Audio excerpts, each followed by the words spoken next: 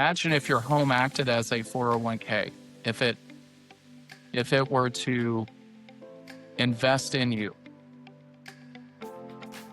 This is what our other product does. For every payment you make, we match a portion of your principal. Not take away from it, we match. And then that's invested so it builds wealth over the time of your mortgage. So if you were 25 and you stayed with our product, you don't have to stay in the house. It follows you as a borrower, not a house. So if you've stayed with us for the duration of your life and ownership of homes, this is constantly growing. And we are the ones contributing to it, not you. So very, very different. We believe that this will change mortgage entirely. So I see the Lucky Group as someone that not only creatively can help people into homeownership, but also help to build wealth on everyone that already owns a home. Welcome to the Bricks and Banks podcast, where real estate meets real wealth. Whether you're building from the ground up or stacking your paper to the ceiling, Steph breaks down property power plays and money moves you can act on. From first-time buyers to seasoned investors, this podcast is your blueprint for financial freedom through real estate, business, and investment. Subscribe now. It's time to build your future. This is Bricks and Banks with Steph. Before we dive into the conversation, I want to let you know that this episode is a paid partnership with BetterHelp. You know what's interesting? We all have these patterns in our lives. The ways we react when we are stressed out, hurt, or disappointed. Maybe shutting people out or walking yourself into exhaustion. Or that voice in your head that says you're not good enough. For me, it's shutting people out. And here is the thing. We know that these patterns aren't helping us. We can see them clearly, but breaking them, that's a completely different story. I used to think I could just power through on my own, that time will heal everything, or I just needed to be stronger. But the truth is, some cycles are nearly impossible to break on your own. Not because you're weak, but because you're so close to see the full picture. That's why having outside support, real professional support, becomes a game changer. When you have someone who is trained to help you understand why these patterns exist and give you actual tools to help change them, everything shifts. You're not just surviving anymore, you're actually on your path to healing. That's why I'm partnering with BetterHelp today. BetterHelp is on a mission to make starting therapy easier. They will connect you with a credentialed therapist who was trained to listen to you and give you helpful, unbiased advice, ensuring confidentiality throughout the process. You just get to fill out a questionnaire and you'll be matched with a therapist as soon as possible. And if that's not the right fit, don't fret. You can easily switch therapists at any time at no extra cost. To get started, head on to betterhelp.com/bricks and banks. That is betterhelp.com/bricks and banks to get 10% off your very first month of therapy. I'll make sure to leave a link in the description so you can get right on. Breaking the cycle starts with one step, and this could be yours. Going to therapy is not a sign of weakness. It's a sign of strength. BetterHelp makes therapy simple with 10% off your first month of therapy to help you get started. So what are you waiting for? Remember, you don't have to do this alone. A problem shared is a problem half solved. We are live. Hey everyone, welcome back to another episode of the Bricks and Banks podcast, where we explore stories, strategies, and shifts shaping the world of real estate, business, and investments. On today's episode, we're sitting down with someone who has turned around the game of entrepreneurship. Our guest, Coody, is the founder and CEO of the Lucky Group. He's a faith-led family-run company that's reimagining the path of home ownership. After years of experience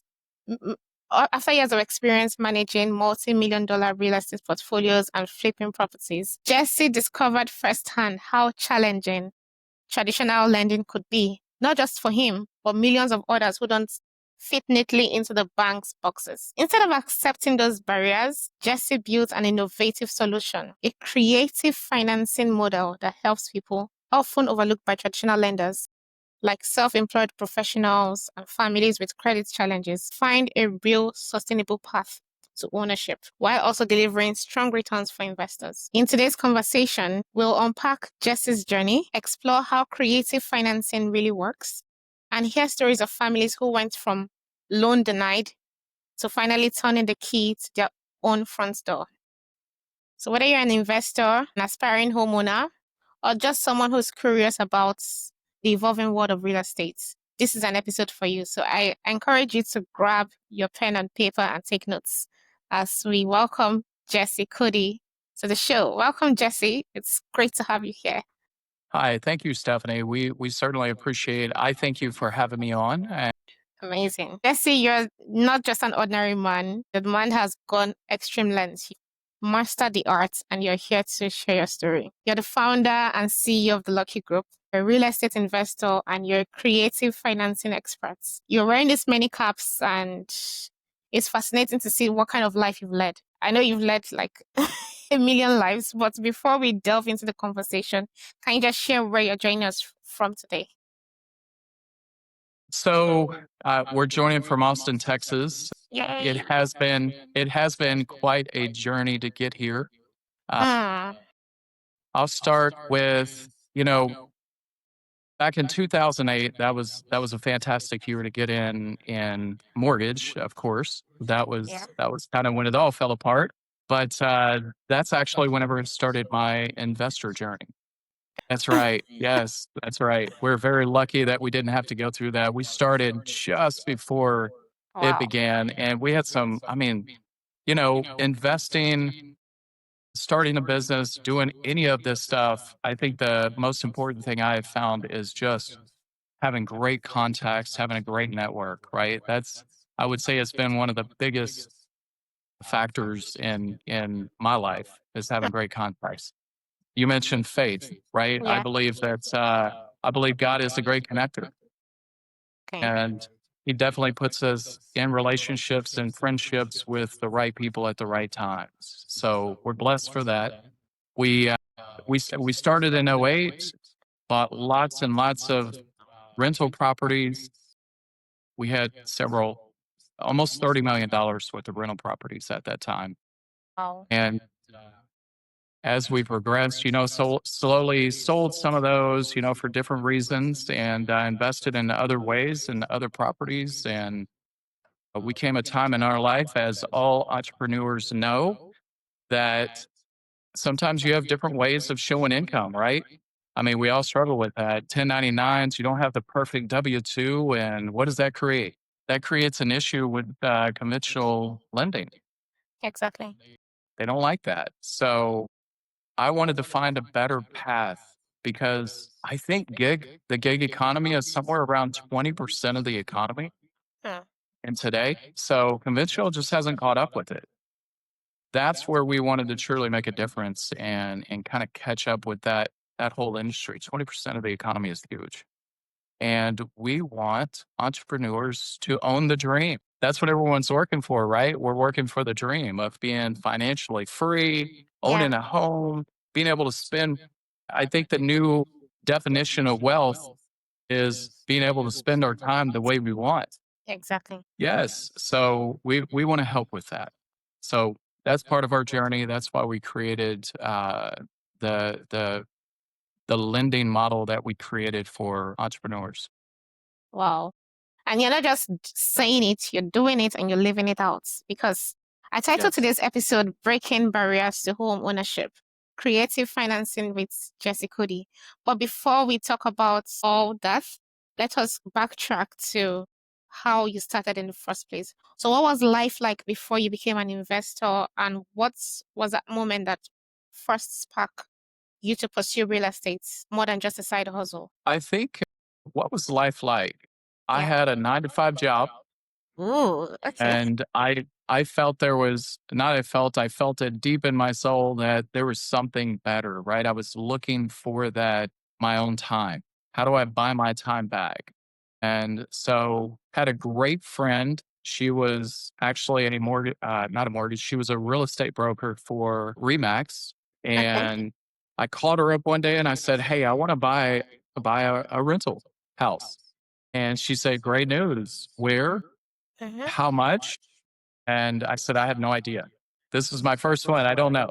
So you can start from not knowing. Again, network and just learn. Now we have 2008. It was really before social media could help a lot, right?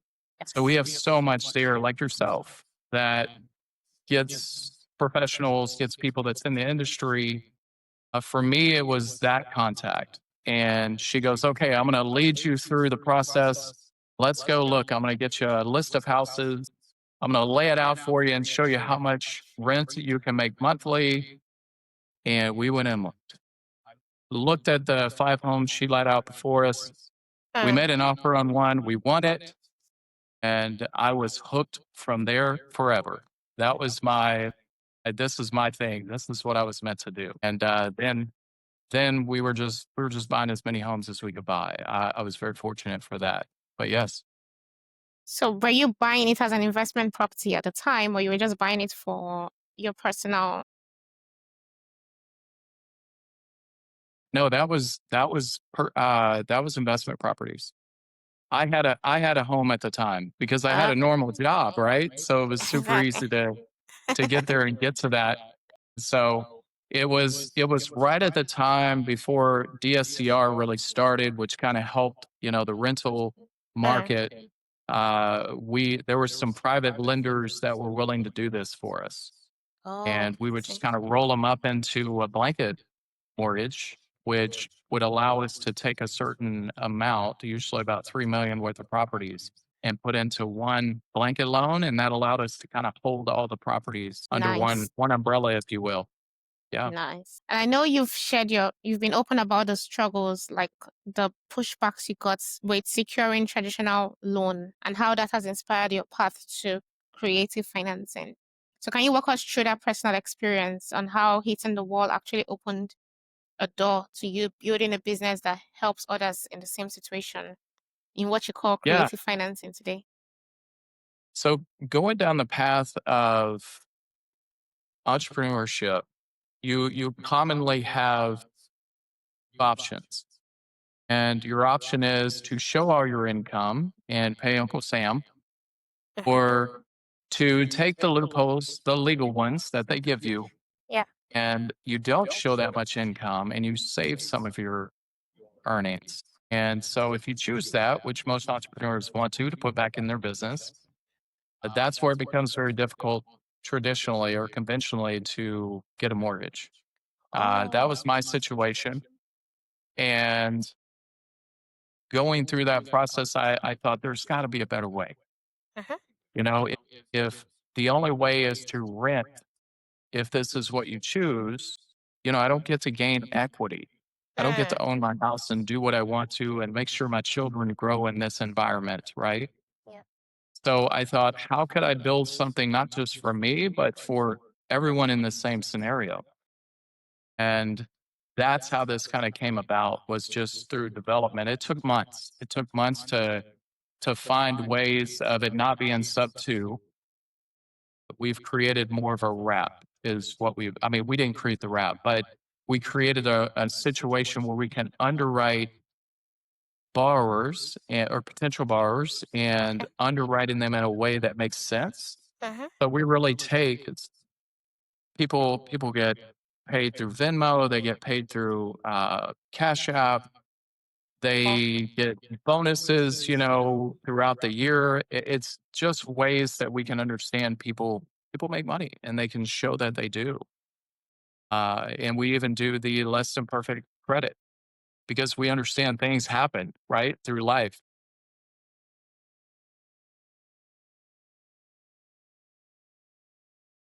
In the properties you invest in.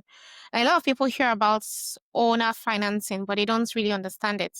If you were explaining it to someone at the dinner table, how would you break it down in in plain language? Because a lot of our audience are like first time investors. They're just still trying to get their feet into the real estate side of things. How do you Yes. break it down for people? And why do you believe it's such a game changer compared to the traditional lending model? So, owner finance in America, we have some liberties that traditional financing does not. Okay. So,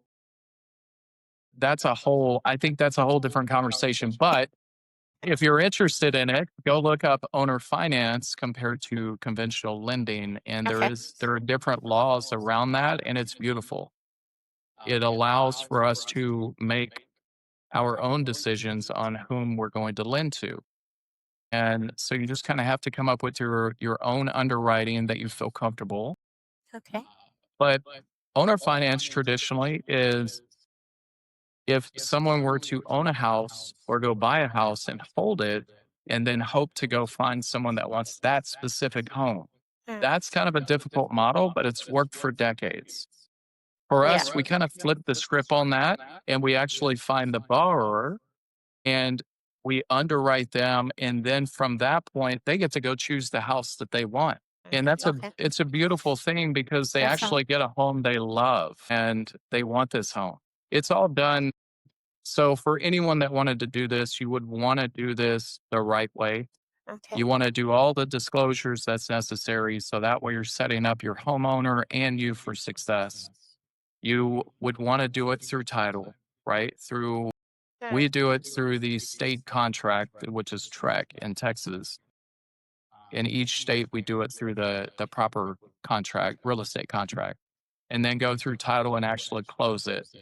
Then the homeowner truly owns their home, right? So it's a game changer from conventional because you, as the owner, gets to determine what the underwriting requirements are. What are the borrower's requirements for you to lend to them?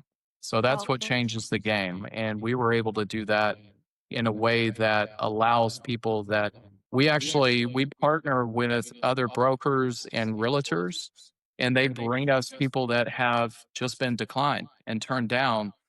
Some of them are a week away from closing, right? They've gone through the whole process, were approved, and then a week before some reason their lender says no. So we pick those up and can usually turn that to a yes and end it into a winning story. That's really cool. So how essentially does it work? So someone gets turned down by the banks to get in financing for the property they want to buy. So they come to you, and what are the things you look out for before you accept that person into your program to help them secure that lending? So the biggest determining factor for us is ability to repay.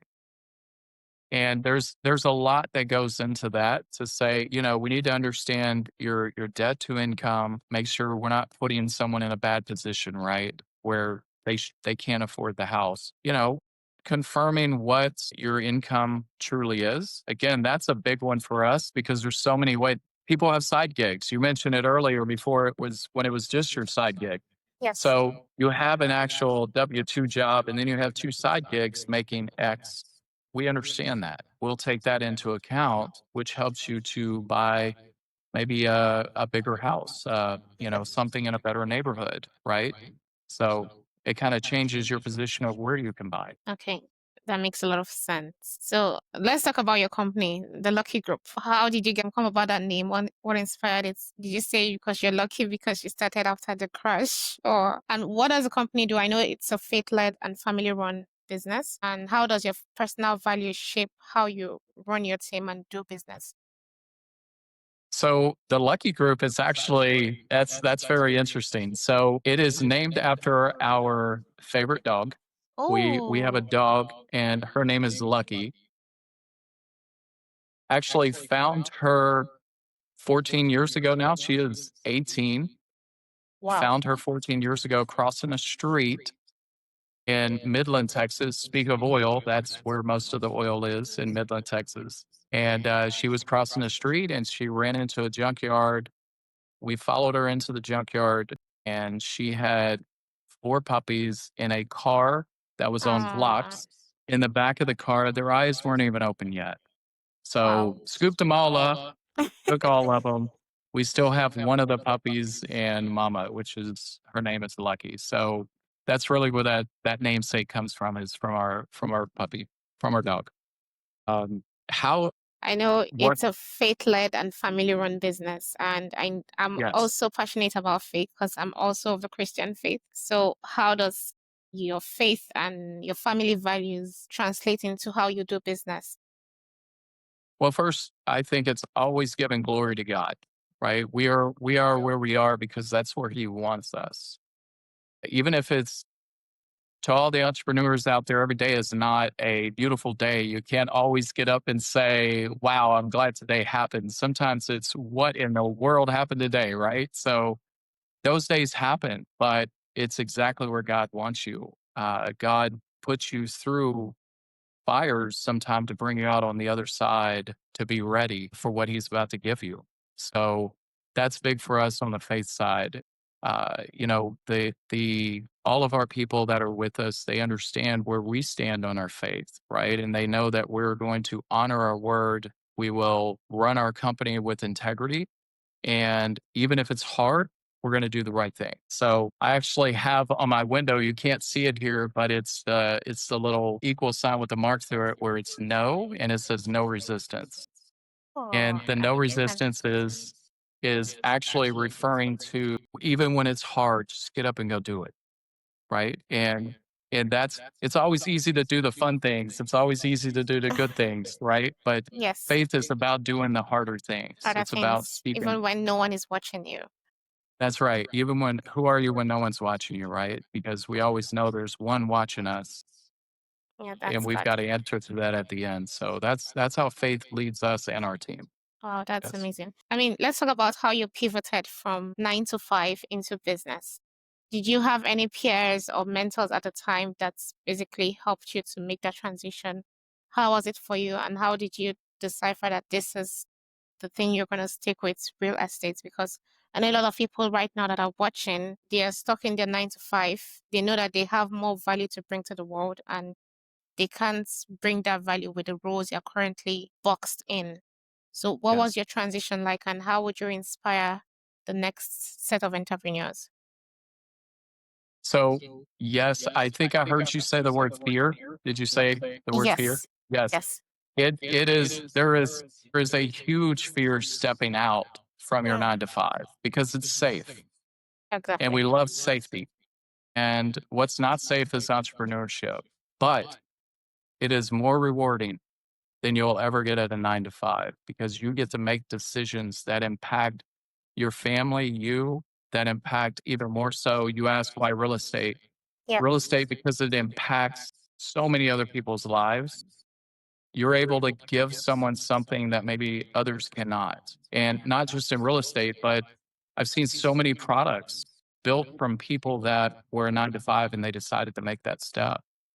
And they have given people tremendous value, whether it's through, just being happy and content or just from a place of it made their life easier, right?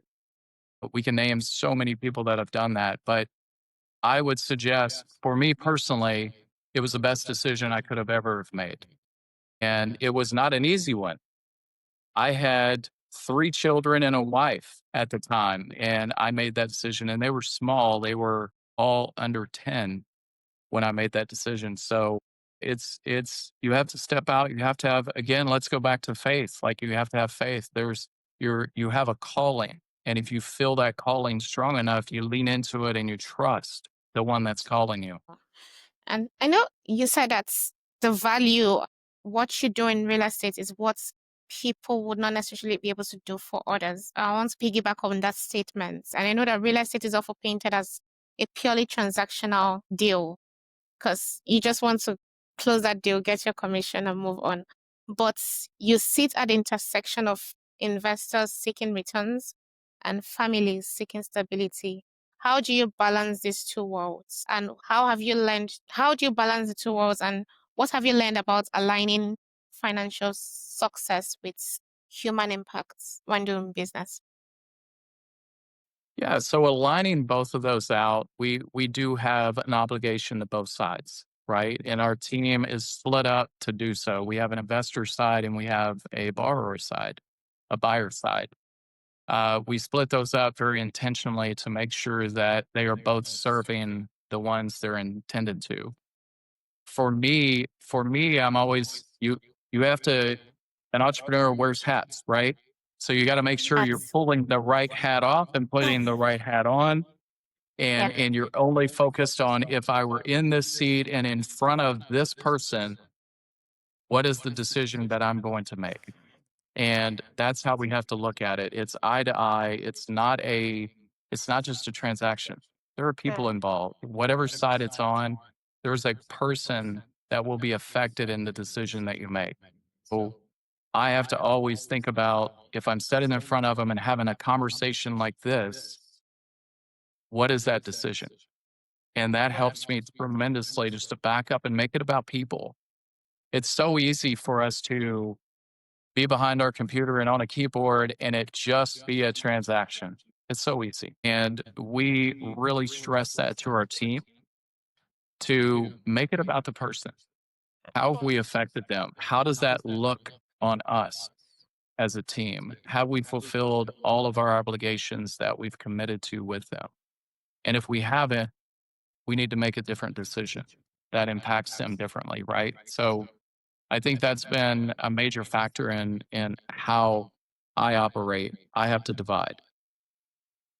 Wow, that's very interesting. And I know that you being a creative finance expert, when people hear about creative financing, or the fingers go up, if they become skeptics about it. What are the biggest misconceptions you've seen? And when you tell people about creative financing, and how do you separate a trustworthy deal from a red flag? So I think the biggest misconception is the old school way of doing things, Mm, right? I think I talked about how owner finance specifically was the transaction happened, and they still happen in that okay. format where people own houses and they owner finance to someone, Yeah. which those are great, each individual. But some of the red flags that separate us is we close through title. Some of the red flags that separate us is we truly underwrite. We go through processes that most do not, and it makes sure it's not a kind of a backdoor deal. It's truly all upfront. It's very transparent. The buyer understands very clearly just through a line of paperwork and the process that we have to go through in order to get there. And that's what, if anybody that was going to do this, they want to make sure. I think that's a big differentiator in entrepreneurs system, system, system.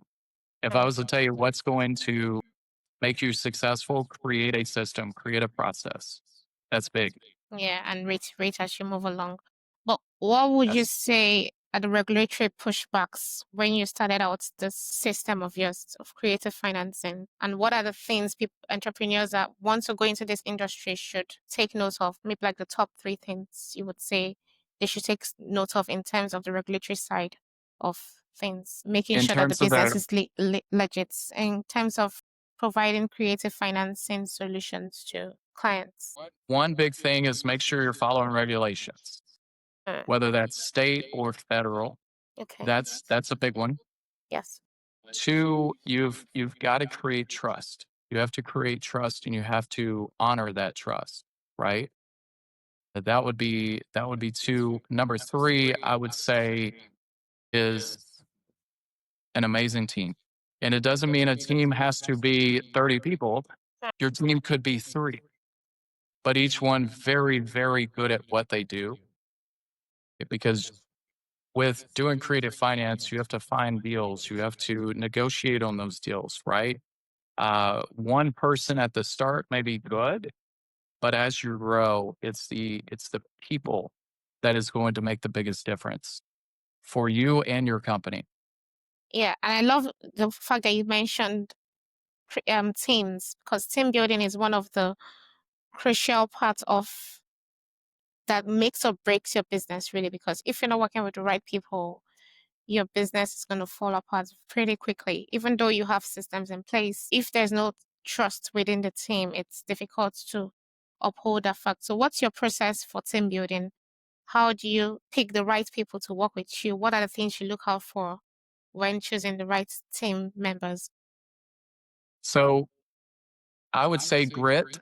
is a huge one, especially Okay. when you're small. Yeah. You've got to have the grit for a person. That's not the first one. First one is attitude. Yeah. It is attitude. It is about Check. one of the things that I taught my children very young was attitude is everything. Yes. Because you can take an amazing superstar and they have the wrong attitude and they will destroy you. Mess it up. You can take someone that's just, okay, they're new. They're Yeah. they're trying to learn the ropes, but they got an attitude of I can do it, I can go get it. That person can become your absolute superstar in whatever role that they're in. So my number one thing is attitude. We can work on everything else, but I can't change someone's Change attitude it. usually. Exactly. Yes. And yes, talking about attitude, there was one scripture of the Bible that comes to me naturally. Philippians 4:13 that says, "I can do all things through Christ that strengthens me." So once you have this Yes. can-do attitude, you're able to learn. It means the person is willing to learn or find out how to get things done. Once you have that Yes. can-do attitude in place, it's invaluable. It means you can learn anything. You can be the Yes. person you need them to be at that time. Yes. That is right. Talking about financing properties and whatnot, what's the time frame it takes? Because you say when people are denied from the banks and they come to you and you help them get the funding for their property financing. So what's the time frame it usually takes to turn around the clients like that? It's so we just go with the standard 30 days. And that's because usually contracts have to change. You got to change real estate contracts. You have to change, everything within title. So there's a lot of changes that have to happen to make that, to make the transaction finalized. So we just say 30 days. Sometimes it's less. That makes a lot of sense. And I'm sure you're able to put that time frame because you've been able to build relationships with accredited investors to back up these deals. So what do investors typically need to see before they are willing to commit? And how do you go about building the kind of trust that turns someone from curious to committed? Yeah. So what we do is we actually operate a Reg D fund.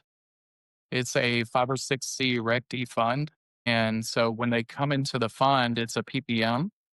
And so what we used to do, that's a great question actually, Stephanie. What we used to do is we did it kind of on an individual basis with each individual investor.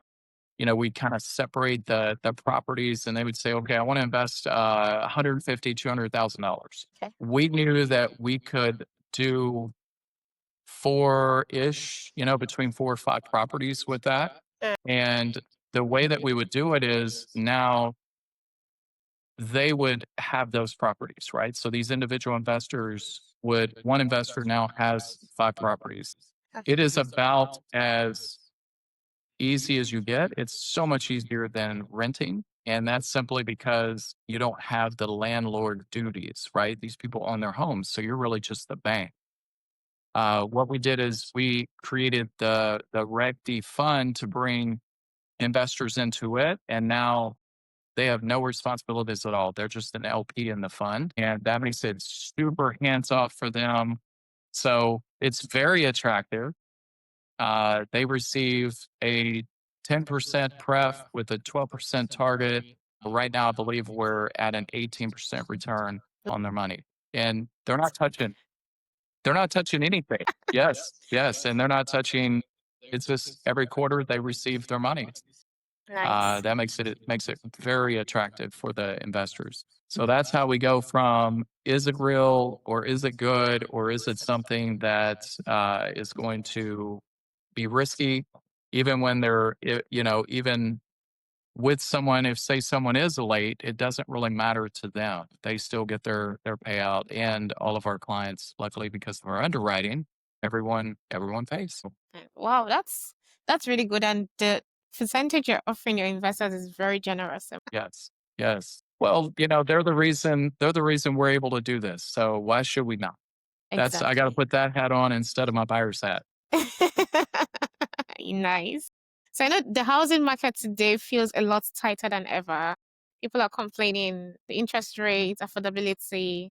stricter lending. From your vantage points, where do you see the biggest openings for alternative financing to fill in the gap within the next 3 to 5 years? So right now, we are taking advantage of kind of that tight market because it is a buyer's market. Yes. So that's really helping because we're able to go in and at least start negotiating on a better price on the property. So that's helping our buyers on that end. We are seeing where everything should start to drop. That's the rumors at least. Over the next, 6 months to a year, we should have a decrease in rates, which is going to help everyone across the market. Now, what happens in 3 to 5 years? That's hard to say, but we at least have an idea of what's going to happen in the next 6 to 12 months. Yes, yes, which it should be decreasing, which should help the market go up. What's your take on AI and crypto in real estate? 'Cause I've interviewed a couple of guests. They're trying to revolutionize the real estate lending, financing, and lending bits using crypto-based and real estate-backed crypto to Yes. simplify, to decentralize the process.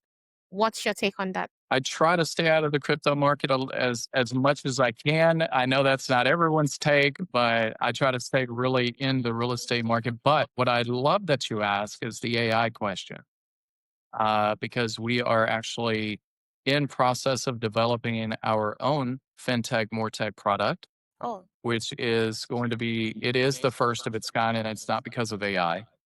AI is a big part of it, but our goal at the end is to take it from application to keys in one application, in one app, wow. right? One platform. You could sit on your couch and buy a house is how easy we want it to be. That's how it should be. It's how it should be, right? I mean, everything from millennial down expects it to be tech. Yeah. And it's just not out there. I mean, there's some that you have out there that are you can put your application in and get pre-approved, but that's about as far as it goes. You're not choosing your house through the app, and we will do that for you. You'll actually be able to choose the houses you want to go view. You go view them. That'll be the time you get up off your couch and you go look at your houses, come back, you say buy, everything Goodness. behind the scenes. You go at the end of the day, a notary not a notary, but in the app, your documents arrive, you sign them electronically, you bought the house, your keys arrive, you own a house. It'll be that easy. We want it to be painless. Right now, buying a house, eventually, it's a lot of pain. You got to give all your documents plus your firstborn, right? And we want to take that away and just make it super easy. Yes, you do. Yes, you do. That's what you're signing with. Yeah, your blood. Like I really love it, and you're basically pioneering this whole enterprise. You called it more tech. That's mortgage technology. That's Yes. crazy. I'm looking forward to it. So I know many of our listeners and the audience are either budding investors or people trying to make their first move into real estate. If someone is starting from scratch today and feels overwhelmed, what's the first smart step you would recommend they take to move forward confidently? There are so many courses and so many books. Education is your number one key to move forward, to have confidence in doing something. Become educated, study, then move. Make sure you're being educated by the right people, right? There are a lot of people that you don't want to follow. Make sure you're educating yourself by the right people, but with the right education, anyone can do it. It just takes a little bit of work behind the scenes. Take, 6 months to read, watch YouTube, make sure it all comes together and it all makes sense. If you have a connection for a mentor of someone that owns 10 units, right? That owns 10 houses, that connect. Go to gatherings. They're in every city. You have real estate meetups. That's what I would suggest for your first step. So what about the money requirements? Some gurus would say, oh, you don't need any money to get into real estate. While others would say, don't be silly, you need some money to get into real estate. What's your take on that? Do we really need money to get into real estate? You do need money to get into real estate. Do you need a lot? No, you No. don't. You can do it with as little as 10% of whatever you're trying to purchase. Okay. There's great lending platforms out there that I would use and I have used. Again, DSCRs are fantastic.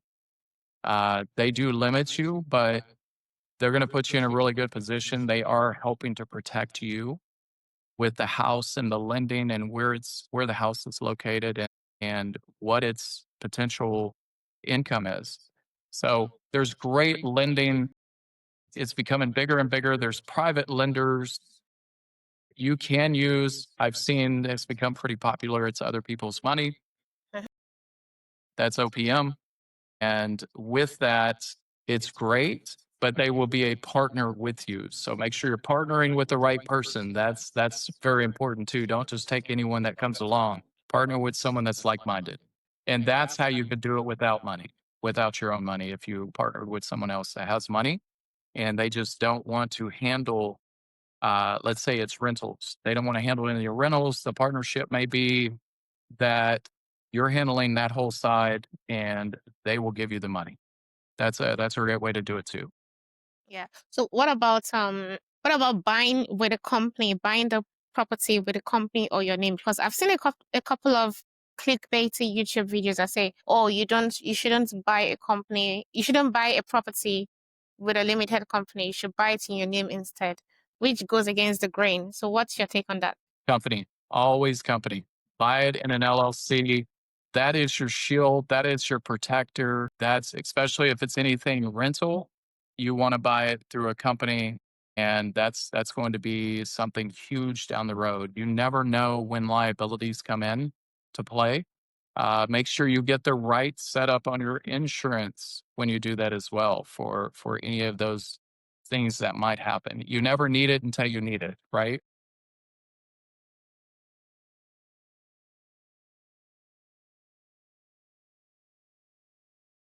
No, no. Plus, whenever you buy it in your name, it's also that is adding up in your name, and you'll only be able to buy up to a certain amount. Usually, they're going to cap what you can buy, and they'll usually cap it at a 5 million or 10 million mark. And if you put it in a company, they'll still cap it. But what you can do is move it over to a blanket loan, and the blanket loan is going to take out all of those other loans. So now you can start it over again. And then you can just keep adding and adding. That's nice. So I know you've closed a lot of deals and you've helped a lot of people secure financing. What would you say your best and worst investment moments in real estate? Your best deal, your worst deal. Can you share the That's experience? that is a great question. I know like I would everything is say just swinging in. worst deal is probably it was well, I'll say it was my best deal and worst deal almost all together. So bought a home that I had to sign a waiver to go into that nullified the owners of any harm that would come of me from going in the house. That was how bad the house was inside. It was a great house on the outside, great bones, good area. Huh. The lady that lived there found out later that all the neighbors called her the cat lady. And she had over 100 cats that lived in her Wow. home. So you can only imagine what that home was like. So at first, I thought that was the worst house I'd ever bought, but I got a fantastic deal. I actually bought Ooh. the home for $30,000. I ended up tearing, thank goodness, the floor was concrete. There was a company that could come in and treat all of that. Okay. The upstairs floor was wood. So I had to take all of the subfloor out, had to replace the entire subfloor because when I would do things like this, I would make sure that the house was in great shape, right? Not trying to go cheap on it to just to turn a profit. I was making sure that I was putting people in a great home. Yes. So ended up I ended up breaking even on that deal. Ooh. So that might have been my worst deal. I've never lost, Where you turned it but around. boy, did I buy a house that I did not know what I was buying. And I think that was actually my third house that I bought. And Wow. I'll never forget it. That was in 2008. That's really an amazing story. And it just goes to show that your company is living up to the name, the Lucky Group. Yes. So looking ahead, for what's the big picture for the Lucky Group? Do you see the same model of business you've been using scaling nationally? And what's the legacy you hope to leave behind when it comes to how people think about home and ownership? So yes, my big picture that I see for the Lucky Group, we have two fintech, mortgage products. We didn't talk about the other one because it's not creative financing. It is conventional, Oh, okay. but we've created a way. When we talk about the Lucky Group, I feel like we have to talk about this just a little bit. All right. We've created a way for your conventional borrower to also earn on their home, which is just really cool because this allows. Imagine if your home acted as a 401k. If it were to invest in you, this is what our other product does. For every payment you make, we match a portion of your principal. Not take away from it, we match. And then that's invested so it builds wealth over the time of your mortgage. So if you were 25 Yeah. and you stayed with our product, you don't have to stay in the house. It follows you as a borrower, not a house. So if you've stayed with us for the duration of your life and ownership of homes, this is constantly growing. And we are the ones contributing to it, not you. So very, very different. We believe that this will change mortgage entirely. So I see the Lucky Group as someone that not only creatively can help people into homeownership, but also help to build wealth on everyone that already owns a home. So that's where I see the Lucky Group as helping on both sides. And we hope that we get the people from our one product over to the other one in time so that they can build. And I love what you're doing with the Lucky Group, and I know you're already smashing it. You've been lucky out here. You continue to be lucky, not just because you're lucky, but you have God on your side, and you have an amazing team that backs you up, and Yes. all the wonderful ideas. So that brings us to the second part of this session. It's called the Firecracker round. So this is me asking you a bunch of questions, and you hit me right back with the very first answer that comes to mind. Are you ready to Okay. play this game?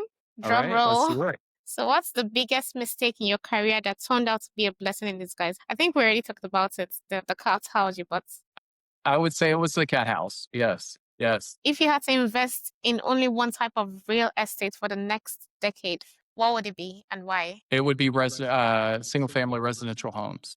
And Why? why? Yeah. Because I can make the biggest impact on people's Mm, lives. nice. Impact is very important. Which book, podcast, or resource has been the biggest impact on how you think about your business? You make that too easy. I am going to say the Bible it has definitely made the biggest impact on my life and my business. Yes. In one word, how do you want people to remember your journey in real estate and business? I want them to remember it that we always wanted to give. And you're always giving. You're giving. So I have Yes, we do. this is another section. This is me. You let me know the words. The word starts with Q. I would read the situation, like I'll read a description of what the word should be. You have to let me know the word should start with Q. So Okay. a measurement. What is a measurement? A word that starts with Q that connotes measurements. To measure something. Court. A court. No, you're almost there. It starts with Q. A measurement. You're measuring something. How much? Starts with Q. I'm missing it. Maybe I'm missing the point of it or how to do it. So let me let you know the answer. The answer is quantity. So quantity is a form of measurement. So let's Yes. try Yes. something else. Okay, this is a test or questioning session. So what would you call it? It starts with Q. You do it Q&A. a Q&A. What's the Q in the A? Question and answer.